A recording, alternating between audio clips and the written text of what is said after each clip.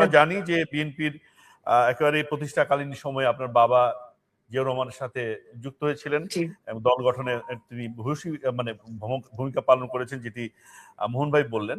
এই যে ধানের শীষ বিএনপির প্রতীক হওয়া না হওয়া নিয়ে তারেক রহমানের যে সাম্প্রতিক মন্তব্যকে বা ঘিরে যে বিতর্ক তৈরি হয়েছে, এই বিষয়ে আপনি কিছু বলবেন কিনা, এবং সেই সময়ের প্রতিষ্ঠাকালীন সময় আপনার বাবার যে ভূমিকা সেটি আসলে বিএনপি কতটা স্মরণ করছে আজকে, বা ঐতিহাসিক কি ভূমিকা রেখেছিলেন, আপনার মুখে একটু শুনতে চাই।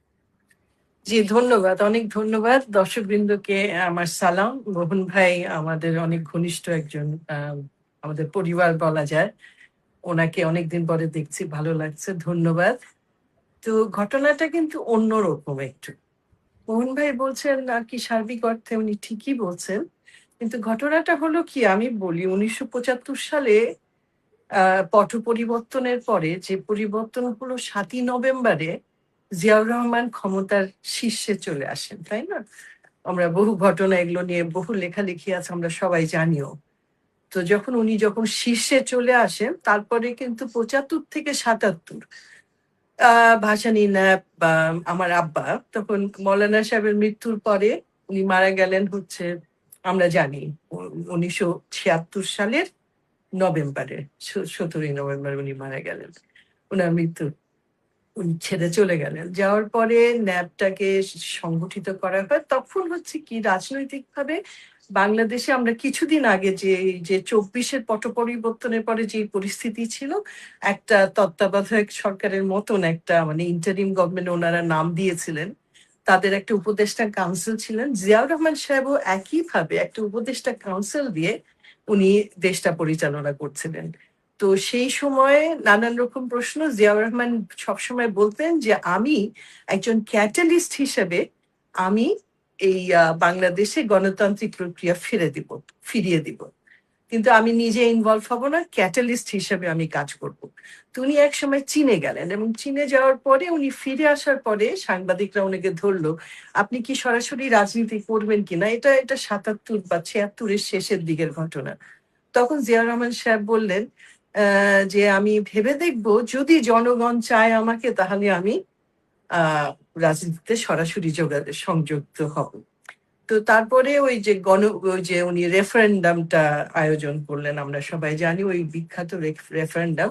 কিন্তু আমার বাবা তখন, হ্যাঁ, এবং হ্যাঁ না ভোটটা, এবং আমার বাবা তখন ন্যাশনাল আর্মি পার্টি ভাসানী গ্রুপের চেয়ারম্যান, উনি তখন এটা বিরোধিতা করেছিলেন।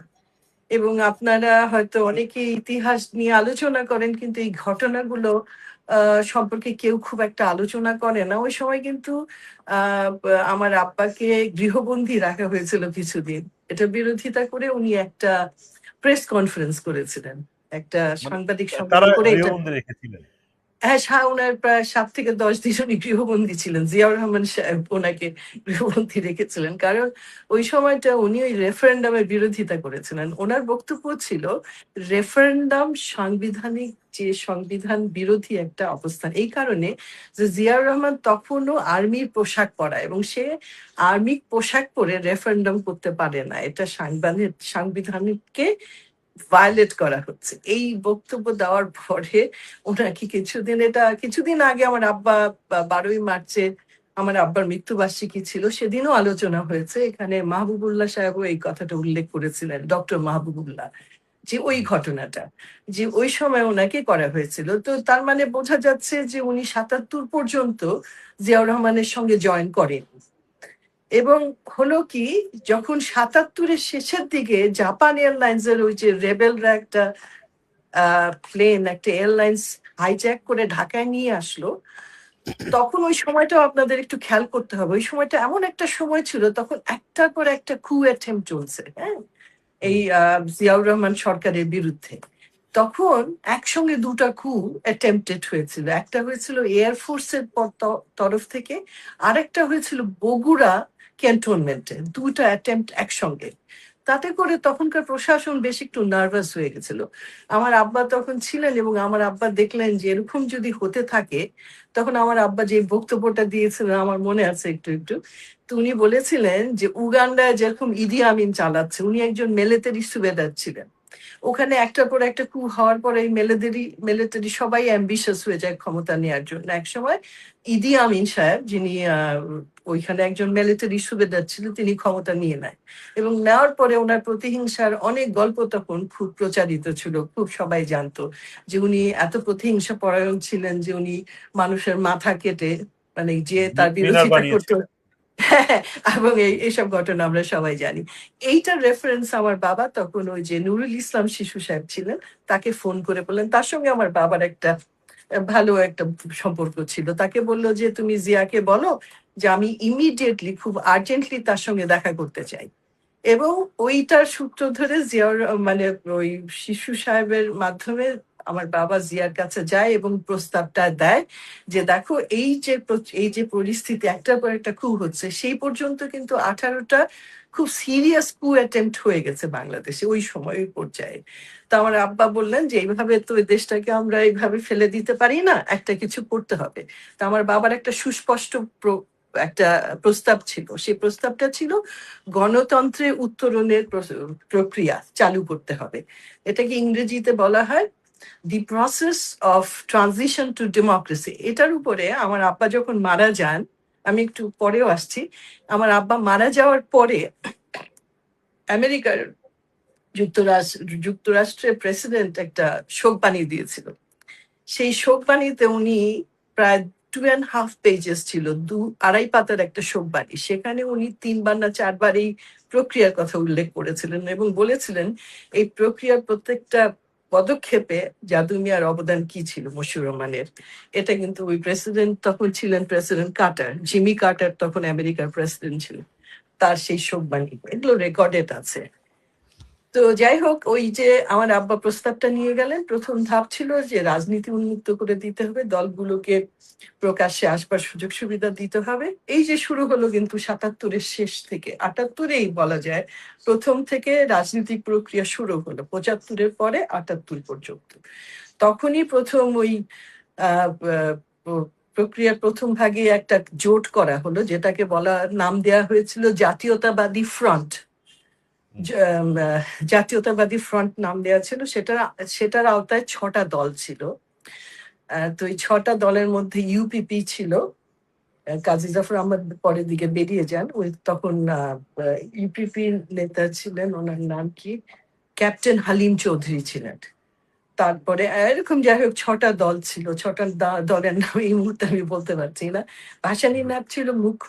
কিন্তু তখন ফ্রন্টটা করবার আগে আগে যে সমস্যাটা হলো সেটা হচ্ছে জিয়াউর রহমান তো আর্মি ব্যাকগ্রাউন্ড থেকে আসছেন, ওনার কোনো দল নাই। তখন আমার আব্বাই ওই একটা দলের নাম ঠিক করে দিলেন, যেটাকে সংক্ষিপ্ত ভাবে জাগো দল বলা হয়। মোহন ভাই লেখার মধ্যে দেখলাম উল্লেখ করেছেন। তো জাতীয়তাবাদী গণতান্ত্রিক কি দল বোধহয় এরকম একটা নাম ছিল। তো ওটা হলো জিয়াউর রহমান সাহেবের দল। তারপরে বাকি 5টা দল মিলে জাতীয়তাবাদী ফ্রন্ট করা হলো। তো এই যে জাতীয়তাবাদী ফ্রন্ট করার পরেই যে প্রথম যে পদক্ষেপটা ছিল সেটা হচ্ছে রাষ্ট্রপতি, তখন তো প্রেসিডেন্সিয়াল ফর্ম অফ গভর্নমেন্ট ছিল, ওটা ওই রাষ্ট্রপতি কন্টিনিউটি, কারণ হ্যাঁ রাষ্ট্রপতি। এবং এটা যেহেতু শেখ মুজিবুর রহমান সাহেবের ওই প্রক্রিয়ায় উনি যখন ওনার ক্ষমতা চলে গেছে তখন ওই প্রক্রিয়াটাই ছিল, ওটাকেই ওনারা টেনে এনেছিলেন। আর ওই যে আসলে কনস্টিটিউশন পরিবর্তন করতে হলে তো পার্লামেন্ট লাগে, তার আগে পর্যন্ত কন্টিনিউটি রাখার জন্য ওইটাকে ওনারা কন্টিনিউ করলেন। এবং ওই প্রেসিডেন্সিয়াল গভর্নমেন্ট যখন নির্বাচন ঘোষণা হলো, দুইটা হলো, একটা ফ্রন্ট করা হলো আওয়ামী লীগের নেতৃত্বে, ছোট আওয়ামী লীগ তখন রিভাইভ করে গেছে, একটা একটা ফ্রন্ট একটা গ্রুপ, এবং আরেকটা মোর্চা হলো জাতীয়তাবাদী ফ্রন্ট। তো আওয়ামী লীগের জাতীয়তাবাদী নেতৃত্বে ফ্রন্ট যে মোর্চা ছিল তার প্রধান ছিলেন কে? ওখানে ওখানে ওনাদের ক্যান্ডিডেট দেয়া হয়েছিল, প্রধান আমার ঠিক খেয়াল নাই, কিন্তু ক্যান্ডিডেট দেয়া Candidate। না হয়েছিল ওই মালেক এজিএফ ওসমানী সাহেবকে দেয়া। হ্যাঁ। ওখানে জনতা পার্টি বেশ কয়েকটা পার্টি ছিল ওই মোর্চায়। তো ওনাদের ক্যান্ডিডেট ঘোষণা করা হলো ওসমানী সাহেবকে, জেনারেল ওসমানীকে, আর এখান থেকে করা হলো জিয়াউর রহমান সাহেবকে। তো ওনাদের তো নৌকায় কিন্তু ওটা হয়েছিল। আর এইটা করবে কিসে, তখন আমার আব্বা ওনাকে বলল যে তুমি এটা নিতে পারো, কারণ এটা মাটি মানুষের কথা বলে, যে ধানের শীষটা এটা হুজুরের তৈরি করা বা এটা ভাসানী ন্যাপের ছিল, সুতরাং এইটা তুমি নিতে পারো। তখন জিয়াউর রহমান এটা নিলেন এবং আমার আব্বা কিন্তু মানে পাবলিক মিটিং এ আনুষ্ঠানিকভাবে এটা ওনার হাতে তুলে দিয়েছিলেন জিয়াউর রহমান সাহেবের। আমার খুব অবাক লাগে যে বাংলাদেশে এত জ্ঞানী গুণী বিশেষজ্ঞ এত আলোচনা করছেন, রাজনীতি বিশ্লেষক আছে, ইতিহাসটা কেউ জানে না কেন?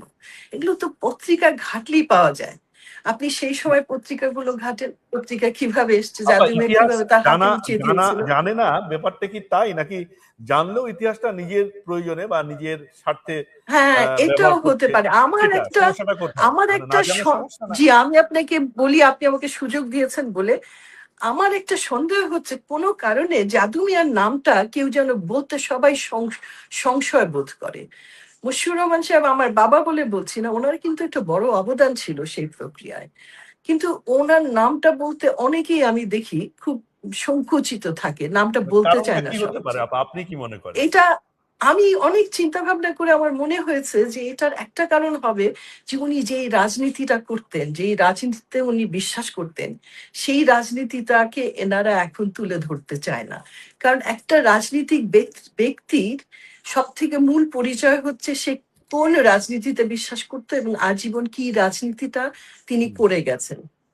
তো আমার বাবা মৌলানা ভাসানী একই রাজনীতি করেছেন এবং জিয়াউর রহমান সাহেবও পরবর্তীতে ওই রাজনীতিতে বিশ্বাসী হয়ে উনি এই যে নামটা, এই যে বাংলাদেশ এই যে বিএনপি নামকরণও কিন্তু মশিউর রহমান জাদু মিয়ার করা। তা আপনারা অনেকে জানে অথবা জানে না বা বলতে চায় না। আপনি যেটা বলছিলেন জেনেও বলতে চায় না, কারণ আমার কাছে এটা প্রমাণ আছে। আমার বাবা যখন ওই কাগজগুলা যখন নামগুলো ঠিক করছে, উনি স্ক্রুবল করেছে অনেকগুলো নাম লিখে লিখে কোনটা করলে ঠিক হবে এরকম যখন করছিলেন, তখন এই কাগজগুলো আমাকে আমার আব্বার পিয়ারও ছিলেন একজন, ওনার নামটা আমার এই মুহূর্তে মনে পড়ছে না, আমি মনে করতে চেষ্টা করছিলাম সারাদিন। উনি আমাকে সব কাগজগুলো দিয়ে গেছেন উনি মারা যাওয়ার আগে। উনি আমাদের জাতীয় মানে ন্যাশনাল জাতীয় প্রেস আপা, ক্লাবেরও আপনাকে সদস্য ছিলেন। আপনাকে ধন্যবাদ। আপনাকে অনেক কথা বুঝতে পারছি যে আপনার অনেক কথা অনেক বলবার আছে। কথা চাই, জি, জি। আপনাকে জি। ধন্যবাদ জানাচ্ছি।